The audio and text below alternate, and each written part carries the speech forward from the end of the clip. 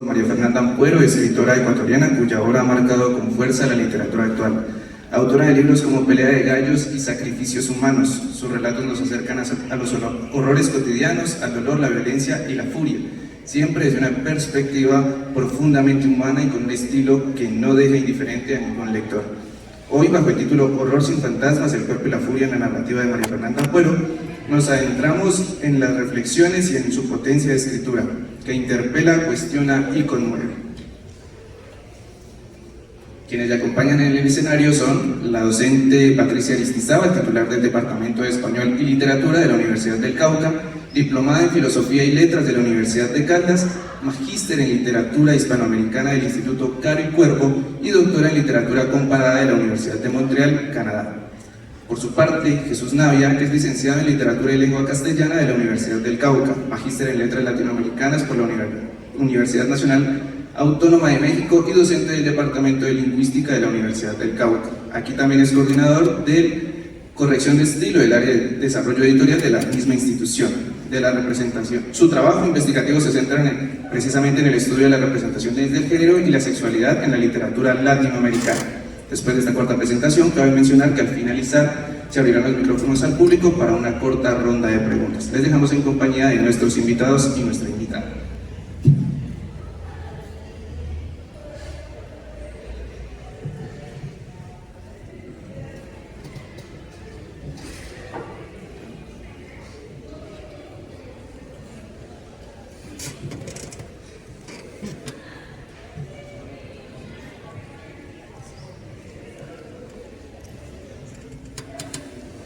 Bueno, muy buenos días para todos los presentes. Buenos días, María Fernanda, bienvenida. Hola. Bienvenida a Popayán. Muchísimas gracias por participar de este evento, por permitirnos este espacio de diálogo. Empezar agradeciendo a la Universidad del Cauca, a la Vicerrectoría de Cultura, al área de desarrollo editorial y a la Feria del Libro de Popayán por permitirnos este espacio de diálogo y este espacio para hablar de tantas cosas interesantes. ¿Okay? El día de hoy vamos a estar hablando con María Fernanda y vamos a estar discutiendo algunos aspectos interesantes tanto en su obra de cuentos como en su último libro, Visceral, de ensayo. Y al respecto vamos a estar hablando acerca de algunas categorías y esperamos que al final haya una serie de preguntas que permitan ampliar todo este diálogo. Entonces, María Fernanda, para ubicarte, digamos, dentro del género, se ha mencionado el terror latinoamericano como el lugar desde donde escribes y del cual tu escritura hace parte. Tienes un ensayo en Visceral en donde hablas sobre precisamente el terror y das dos categorías muy interesantes que son la representación del miedo, como que el género de terror intenta representar o mencionar esta ronda alrededor de la emoción del miedo, pero también es una forma de liberar traumas, de representarlos y de mencionarlos. Eso me hacía pensar en Adriana Cabarero, en dos ensayos que tiene sobre el terror y el horror, y ella hace una diferencia, digamos, conceptual en términos de el terror produce miedo y produce la necesidad de huida, pero el horror, por el contrario, es esa repulsión que da la violencia que te deja estático. Yo siento que tu obra nos da ambas cosas. Entonces, en ocasiones leemos un cuento y queremos dejar el libro y ir a ver muñequitos que nos hagan reír, o también nos quedamos totalmente paralizados frente a lo que representas. Yo tengo la impresión de que eso se da precisamente porque me gusta pensar que tienes una poética de las emociones, como te mencionaba hace un poco, porque justamente tu literatura, quienes ya han leído Ampuero, quienes van a empezar a leerlo, se van a dar cuenta que tu escritura no solo nos remite al miedo y a la desesperación y a la repulsión, sino que hay otra serie de elementos y de emociones que se construyen. Entonces tenemos la ternura, tenemos el deseo, tenemos la inocencia de los personajes, que también construyes muy bien desde tu escritura, pero que nos llevas en algún momento a justamente la violencia que pueden sufrir estos cuerpos y cómo eso desencadena todo el miedo, el terror y el horror posible. Entonces, me gustaría empezar preguntándote cómo te ubicas tú dentro del género del terror latinoamericano, que tantas implicaciones ha tenido actualmente, pero también cómo sientes tú que representas estas emociones, o cómo está tanto el miedo, pero también estas otras posibilidades, como la ternura, la inocencia, el deseo, en contraposición también con esto que suscita la violencia y es el miedo y el terror. Bueno, primero que nada, muchísimas gracias por estar aquí. encanta porque veo un montón de gente joven y todavía se los puede salvar, digamos, esta mirada todavía es salvable. Hay un bebé, ese es más salvable todavía. Pero es muy emocionante para mí hablar a la gente que por alguna razón muy estrambótica decidió estudiar literatura en América Latina. I feel you, bros. No sé qué hicimos mal, pero aquí estamos, no estamos estudiando informática, como querían nuestros papás. No estoy hablando de mí, pero bueno, bienvenidos y bienvenidas. Primero que nada, me parece alucinante estar en este marco.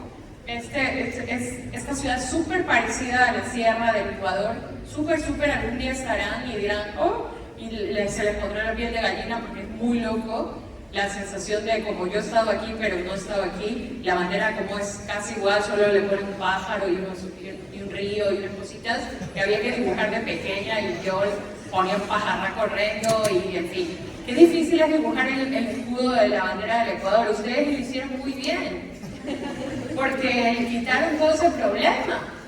Imagínense hacer de arroz esa vaina con las montañas, porque eran las montañas, la costa, el pájaro, el cóndor, no sé quién, bueno, en fin. No me voy a ir por las ramas, siempre me voy por las ramas.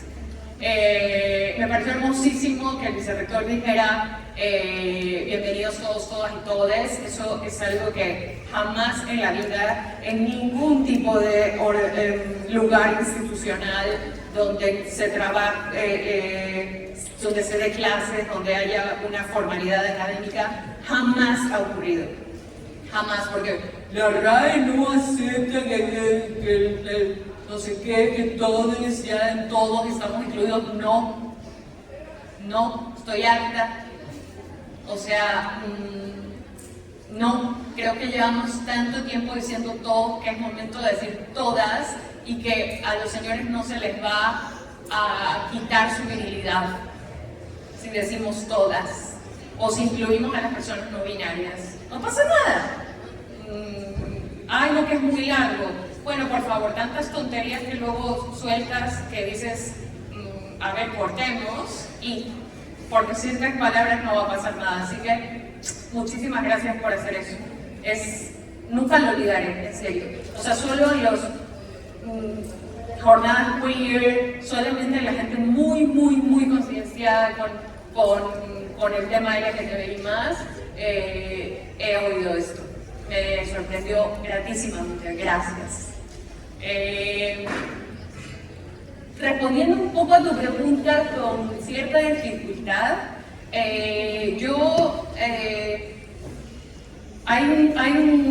probablemente lo digan mejor los académicos y los periodistas culturales y literarios, que hay un movimiento académico, un movimiento literario de nivel latinoamericano de escritura de terror y que somos muchas y que abordamos temas como la violencia con componentes sobrenaturales o no.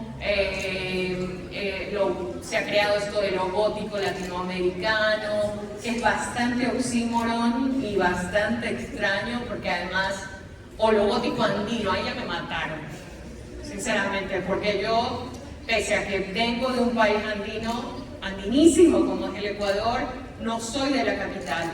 Y yo no sé si saben, o seguramente saben, porque aquí también debe pasar lo mismo, cada región es como un país. Entonces tú dices, pero tú eres de Quito. No, soy de Guayaquil.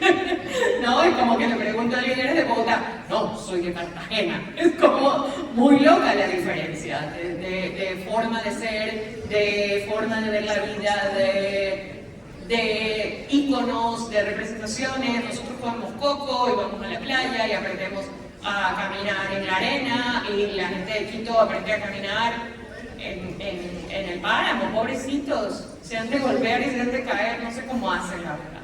Bueno, en fin. Entonces yo no tengo nada que ver con lo andino.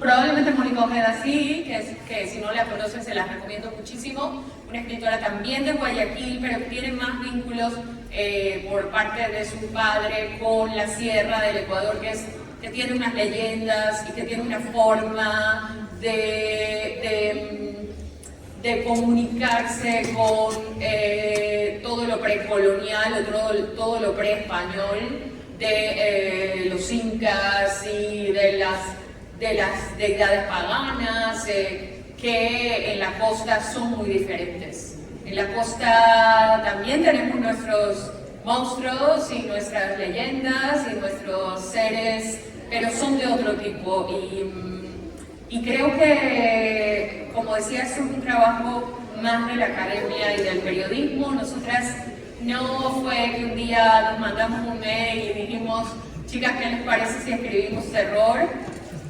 De hecho, yo no conocía a nadie cuando empecé a...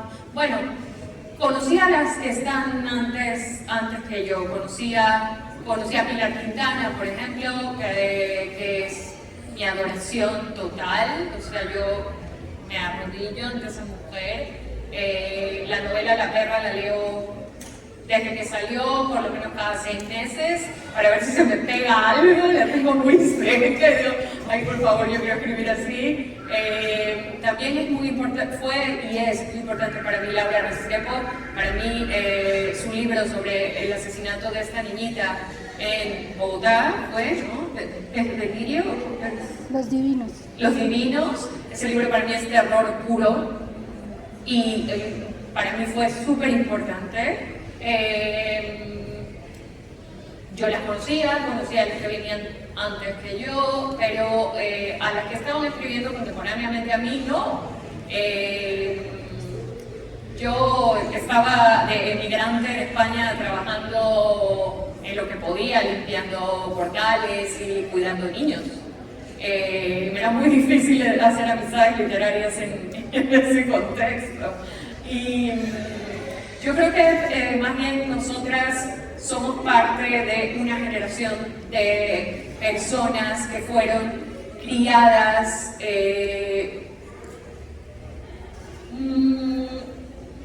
y creadas por el cine. Yo sería una ridícula y una impostora si dijera que para mí los referentes de mi vida y de mi literatura son Poe, Lovecraft, yo qué sé, Asimov y Bradbury, no sé quién, o peor aún, Thomas Mann, Cervantes, Quevedo. No, o sea, yo iba a ver Ghostbusters, ¿saben? O sea, mi infancia yo no estaba leyendo Rojo y Negro. Yo estaba en el cine viendo Alien. y viéndola muchas veces además, porque mi mamá es un poquito ludópata y no perdía plata porque no había, pero bueno. Se jugaba con sus amigas por la tarde y luego, como los niños estábamos ahí un poquito estorbando, nos mandaban al cine Inca, que no sé si aquí se hizo esa maravilla, pero en Ecuador había cine Inca, cine Maya, cine Azteca y Lido, que todo el mundo tiene cine Lido. Y entonces el cine Inca fue prácticamente a quien me crió, porque pues, todas las tardes íbamos y claro, no cambiaban de película a diario. Entonces te tocaba Superman toda la semana o 2 semanas. Entonces no me dedico al cine, yo creo que porque soy de Ecuador y pues imagínense, ¿no? O sea, cine ecuatoriano. Con todo respeto a mis amigos que hacen cine, que de verdad es muy difícil, y lo hacen muy bien. Y hay una película que se llama ¿Qué tan lejos?, que recomiendo mucho, y otra que se llama Ratas, ratones, rateros, que recomiendo también mucho. No son como La estrategia del caracol, que es una de mis películas favoritas, pero son muy buenas, se las recomiendo. Pero sí, es muy difícil. ¿Dónde iba a estudiar cine yo? Porque mi papá ni siquiera quería pagarme la universidad. Entonces, ¿cuál es la otra versión de hacer cine, que es contar historias? Un papel y una pluma. estudiar literatura. Yo lo que quería hacer en mi vida, la gente me decía, ¿qué quieres ser de grande? No sé, yo quiero seguir leyendo. O sea, yo terminaba los deberes rapidísimo para leer. Y leía en el recreo, imagínense lo popular que era. Leía en el recreo, mis compañeros eran como, oye, eso había que leer para hoy. Y yo, no. ¿Y por qué lo estás leyendo? No sé, ¿no? Cuando eres pequeño no sabes muy bien por qué estás leyendo algo, te atrapa y a mí me tocó la época de entrevistas con el vampiro. Bueno, lo que sí. Y entonces dije, esto se puede hacer, por un lado, esto lo puede hacer una señora, por otro lado, porque claro, yo vengo de una ciudad y de un momento católico apostólico romano donde la dama tiene que buscar marido, básicamente. O sea, ¿cuál es el trabajo de la dama? Buscar marido. Y entonces mis padres iban viendo mientras yo, pobrecitos, ya me hicieron una pregunta y ya me fui. Mis padres iban viendo que yo era una muchacha rara, que era una muchacha que leía, con lo cual probablemente iba a tener ideas propias y probablemente el potencial marido no le iba a gustar eso. Tampoco era guapa, hegemónicamente guapa.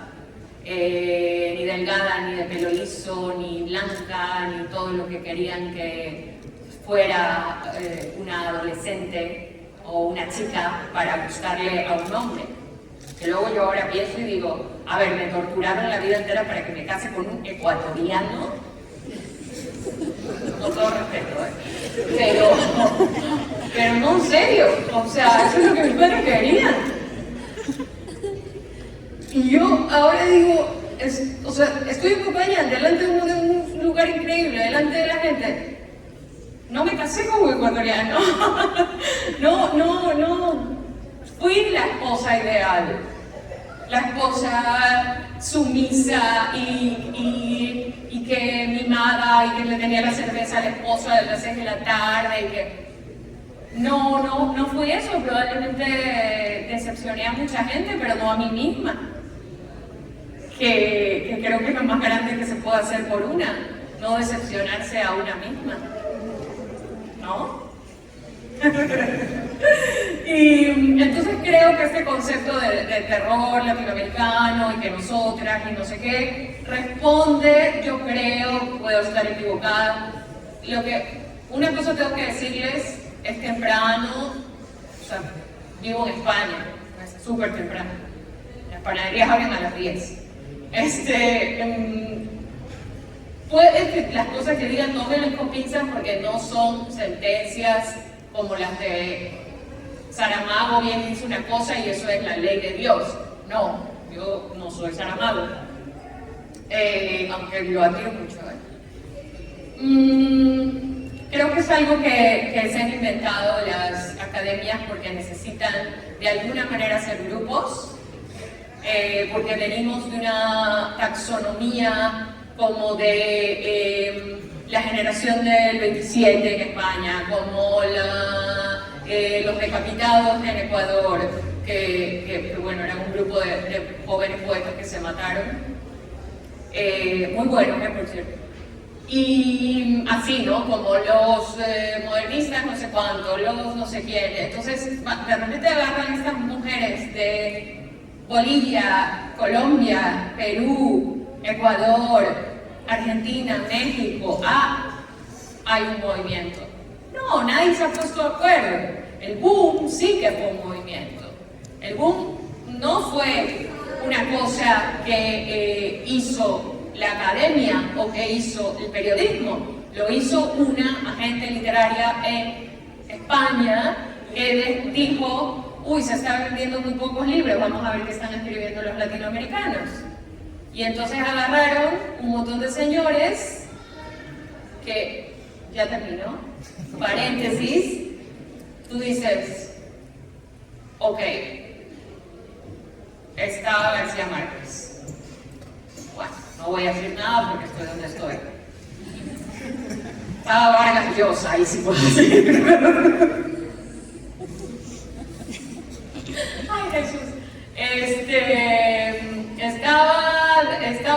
¿qué pasa? Estaba Donoso y no sé quién. ¿Cuál es el escritor ecuatoriano del boom?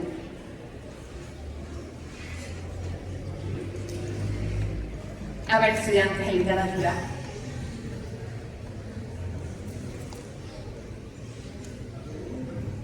Perú, Colombia, Chile, Argentina, Uruguay, Paraguay incluso, que estaba Roabastos, ¿no? Más o menos. Ya era un poquito de antes, pero bueno. México. ¿Cuál es el escritor ecuatoriano del mundo? Ya se fue examen cero, ¿ves? Nadie se gradúa y se va a la informática. No hay.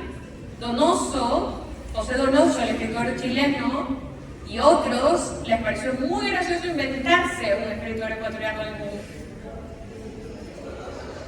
Si somos un país de la línea imaginaria, ¿cómo no va a haber un escritor imaginario? O sea, Ecuador básicamente es una cosa imaginaria. Y se inventaron a Marcelo Chiriboga, es una historia muy loca. De hecho, tengo un amigo que hizo un documental falso sobre Marcelo Chiriboga. O sea, entrevistas a Marcelo Chiriboga y dónde estudió y no sé qué. No existe el man, no existe. Pero, ¿qué pasa? Que mientras no había ecuatoriano en el boom, Alicia Llanes Cosío y Lupe Rumazo estaban ganando premios. Alicia se ganó el premio Sor Juana en México, Alicia Llanes Cosío. Espero que se queden con este nombre. Y Lupe Rumazo, que de hecho la reeditó no Ecuador, sino Colombia, que se puede encontrar en 6 Barral, y su libro se llama Carta larga sin final, es una carta a su madre, y es lo más brillante que se pueda imaginar a alguien. Y Alicia Llanes Cosío hizo una cosa increíble, que fue agarrar la santa ecuatoriana. Imagínense con lo que se metió esta mujer, que ahorita tiene casi 100 años, sigue viva. Agarrar una santa ecuatoriana, o sea, ojo, estoy hablando de un país como Ecuador, y convertirla en una muchachita anoréxica que se cortaba. ¿Saben esto de los estigmas que supuestamente le salen a los santos? Y que los santos no comen, que comen del Espíritu Santo. Bueno, esta niña, que era muy jovencita, Marianita de Jesús, la santa ecuatoriana, era una niña anoréxica que se cortaba, como muchas adolescentes que sufren, porque su familia se había obsesionado con que ella tenía que ser santa y no la dejaban salir. O sea, ese tipo de historias ya existen desde los años 50. Que esté Jorge Amado en el boom y no Clarice Lispector representando a Ercilla, por ejemplo, es una cosa que es para mí incomprensible, porque además esta señora agente literaria, era una mujer y simplemente decidió que no, que Elena Garro no existía, que Rosario Castellanos no existía, que Alicia Llanes no existía, que Clarice Lispector no existía. Entonces, nosotras estamos aquí porque afortunadamente el foco cambió, pero no es que somos una cosa que ha pasado en los últimos 10 años. Somos el resultado del trabajo invisibilizado de estas mujeres, como casi todo lo que nos pasa a nosotras. Somos resultado y la invisibilización de las que lucharon porque votemos, de las que lucharon porque podamos ir a la universidad, de las que lucharon porque podamos elegir la carrera que quisiéramos, por las que lucharon porque tengamos derecho a no tener hijos, por las que lucharon a decir, mi cuerpo es mío. ¿Saben? Somos resultado de ellas. Y las que vienen van a ser resultado de nosotras. Eso es muy bonito. Perdón, de la mía. Bueno, muchas gracias, María Fernanda. Buenos días para todos, todas y todes. Haciendo honor a María Fernanda y su comentario. Pues nosotros habíamos hablado con Jesús previamente sobre los temas que queríamos conversar con usted, y por supuesto el tema central era el terror, pero en mi conversación con Jesús, por mis intereses personales lo confieso, le dije que en su ensayo sobre el terror en Visceral hablaba también de cómo el ser madre, ¿cierto? Cómo ser madre puede llevar también inscrito en sí un trauma, ¿cierto? Que no es como el tema del terror, de lo que tanto nos asusta, pero que sí nos puede traumatizar, digámoslo así. Entonces, ese tema de la madre, usted cita una serie de escritoras latinoamericanas en ese ensayo, habla de Samantha Schweblin, de distancia de rescate, que esa distancia de rescate es qué tan cerca tengo a mi hija para protegerla en caso de peligro, ¿no? Y yo pensaba en un cuento de Ana María Chua, que es casi un cuento de terror, cómo ser una buena madre o como una buena madre, donde ella se está enfrentando a la crianza de sus hijos, 2 niños pequeños, pero fuera de eso tiene un bebé, y el cuento termina siendo un cuento de terror. Entonces, cómo nosotras como mujeres, cómo nuestro cuerpo es, dentro de la sociedad patriarcal, es el cuerpo de la mujer que se supone que está hecho para ser madre biológicamente, y que por tanto pues debemos dar a luz y tener hijos, y cómo ese no ser madre puede convertirse también en un trauma, y cómo puede generar, digamos, como una literatura del trauma, del terror alrededor de la maternidad misma. Entonces, quería conversar con usted sobre eso. Gracias. Pues yo no soy muy experta, la verdad, en literatura y maternidad. Soy hija y hay una parte terrorífica en eso. De hecho, Mónica Ojeda, de quien les hablé antes, tiene un libro que se llama Mandíbula, en el que la metáfora es que las cocodrilas, no sé si se dice así, cocodrilos hembras, cocodrilas, llevan a sus cocodrilillos en la mandíbula. O sea, los llevan dentro de, o sea, imagínense los dientes de una cocodrila, y llevan a sus crías dentro de ese lugar que es el lugar de la muerte, porque esos seres, si cierran la boca, o sea, se te llevan una pierna, ¿sabes? Imagínate a un cocodrilito. Entonces, Mónica habla de la metáfora de la madre como esa mandíbula, donde constantemente estamos seguros y en peligro a la vez. En Visceral, ayer me preguntaban en Cali por la figura de mi madre, o de la madre de un par de textos de Visceral, que es una villana.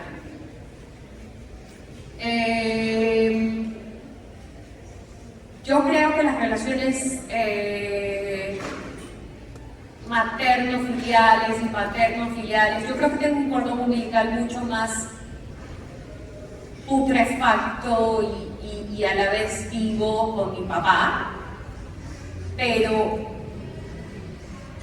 hay una cosa en las madres que es aterradora, que es lo de es por tu propio bien. Y ahí yo me refiero a ese cuidado, a esa hipervigilancia que dice Samantha en distancia de rescate, pero también esa hipervigilancia de no comas, no hables muy alto, no llames la atención, cúbrete, no seas así, alízate el pelo.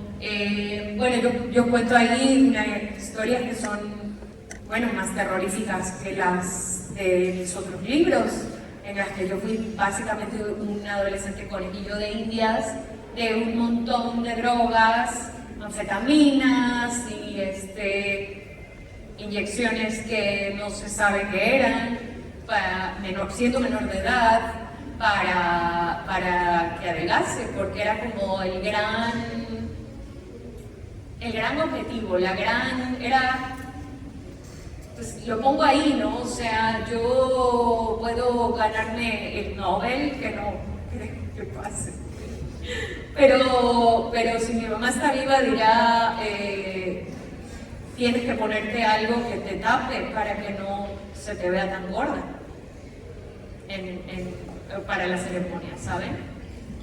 O sea, y estoy segura de que ella cree que, bueno, supongo que ninguna madre de mi época cree que lo hizo mal. Creo que es una novedad como empezar a plantearse la maternidad como algo horrendo y algo que puede destruir a tus criaturas. Pero yo que ya soy pues una señora y que tengo edad de hablar con mi mamá como una señora, sí le he dicho, ¿no? Como de, ¿por qué hiciste esto? O sea, me diste drogas. O sea, había drogas que decían que causaban infertilidad. La gente decía, o la gente decía que eran rafumín, que era una vaina para matar ratas, que las matan secándolas, ¿no? Y entonces decían que las pastillas esas eran con rafumín. Y tú se las das a tu hija, a tu bebé. ¿No? Es como que tú agarras a tu bebé, al bebé que andaba por ahí, y le das Racumín. O sea, sigo siendo tu bebé, ¿entiendes? Y me estás dando cosas que no tienen marca, que son unas pastillas de unos doctores peruanos, que no tengo nada contra los peruanos. O sea, geográficamente hay un problema, pero en fin, no me voy a meter en eso, ¿no?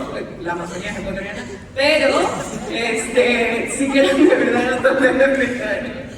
Y te daban unas pastillas que finalmente resultó como lo descubrimos, porque me llevaron al médico porque caí con unas alucinaciones, empecé a pegarle a mi papá y como a no reconocerlo y como a pensar que me iba a hacer daño, me llevaron al médico y tenía sobredosis. Tenía 16 años, no había fumado un porro, ¿cómo le dicen aquí? Marihuana, no sé cómo se dice. No había fumado un porro, ni siquiera lo había visto una vez que me pidieron papel y papel higiénico. ¿Tienes papel? Sí, el papel higiénico que llevas porque en los baños, en los lugares no hay papel higiénico. Sí, en serio. O sea, era una persona bien inocente y bien estúpida y estaba con sobredosis de anfetaminas, ¿saben? Entonces, yo ya le he dicho a mi mamá que, primero le dije que no lea Visceral, porque... pero sí que creo que hay en la relación... Fíjate que cuando alguna vez nos han preguntado y he estado con otras escritoras que también o directamente hablan del terror o lo rozan o lo van vadeando, hablan de sus madres y de este terror, ¿no? Una escritora bellísima y increíblemente delgada dice que su terror es cuando llega el verano y va a su tierra porque su mamá la va a ver en traje de baño. ¡Wow! O sea, una persona que escribe esos libros te dice eso. Y por supuesto que para mí es súper, digamos, lo hecho está. Pero yo lo que intento decirle a mi madre es, no se comentan los cuerpos ajenos. No se le pregunta a la gente, ¿eres chico o chica? ¿Qué posible? O se asume que si estás en un chico, dices, ¿tienes novia? No, mamá, puedes tener novio, no pasa nada. Y puede ser una chica, y le pueden gustar las chicas, o le pueden gustar las chicas y los chicos. No, mamá. Entonces, ahora ya ella se controla. Es muy bello esto, porque a mi sobrina ya no le comenta el cuerpo. Le sigue diciendo a mi gordita que no, es una cosa que dice, no, le digo de cariño, Pero yo en mi casa, que ahora que va a ir, entonces ya la he preparado, tengo muchos amigos activistas gordos, ya he puesto en la pared, en la puerta, como para los evangélicos, esto de esta casa católica, bla, bla, bla, ¿saben eso? Que pegan. Bueno, pues a veces esta casa es una casa gorda, porque mi gato es tan gordo que se llama el licenciado Gordillo, y no aceptamos ni comentarios, ni nada, y están pegados a la puerta y ojalá que se entienda el mensaje. Mi mamá se odia a sí misma y me heredó eso, y mi abuela también se odiaba a sí misma y me heredó eso, y hay una cosa con el pelo y el cuerpo desordenado que tiene que ver con el racismo en nuestro continente y en el mundo. O sea, frente al cuerpo africano, cuando empezaron a llegar esclavos, se empezaron a usar los corsets más apretados, ¿saben? Porque había que ordenar el cuerpo de la mujer europea, que no sea ese cuerpo desproporcionado de la mujer negra. Y el pelo había que ordenarlo también. No hay ninguna mujer que haya triunfado sin alisarse el pelo, porque esto es considerado despeinado y no elegante. Yo lo siento mucho, pero así nací. Entonces yo no me voy a poner químicos en mi cabeza, porque además está estudiado que esos químicos del alisado son cancerígenos. No me voy a poner más. Durante toda mi adolescencia me puse todo lo que se pueden imaginar y tenía un pelo espantoso. Y tiene que ver con el racismo. Entonces, como a mí me caga el racismo, mientras más rizado tengo el pelo mejor, y mientras más morena soy mejor, y mientras más racializada estoy mejor, y tenemos que decolonizar la belleza, porque es una asquerosidad que nuestros modelos de belleza sean cuerpos anglosajones, a los que nosotras nunca, jamás en la vida, hagamos lo que hagamos,